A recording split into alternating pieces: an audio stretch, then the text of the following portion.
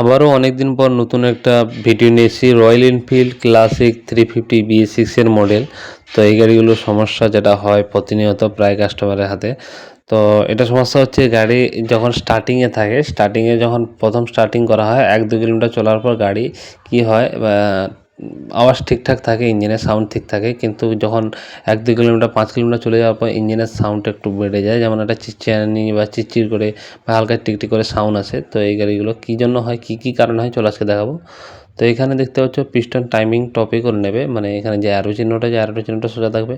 তো এখানে ট্যাপিটা আমরা দেখলাম যে ট্যাপিটা খুবই লুজ আছে, মানে অনেকটা যতটা পরিমাণ থাকার কথা তার থেকে বেশি লুজ আছে।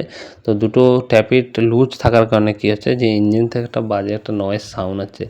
তো যাই হোক, আমরা এখানে ট্যাপিট অ্যাডজাস্ট করবো। অ্যাডজাস্ট করার পর ফাইলেন তোমাদের ফিটিং করার পর পুরো গাড়িটা ফিটিং হওয়ার পর ইঞ্জিনের সাউন্ডটা তোমাদের কেমন হয়েছে দেখাবো।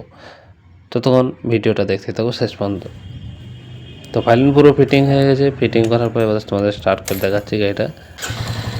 তো ফাইলেন স্টার্ট হয়ে গেছে, গাড়ির সাউন্ডের শুনে দেখতে পাচ্ছ আগের তুলনায় খুব বেটার সাউন্ড এসছে। ভিডিওটা ভালো লাগলে লাইক শেয়ার কমেন্ট করবে।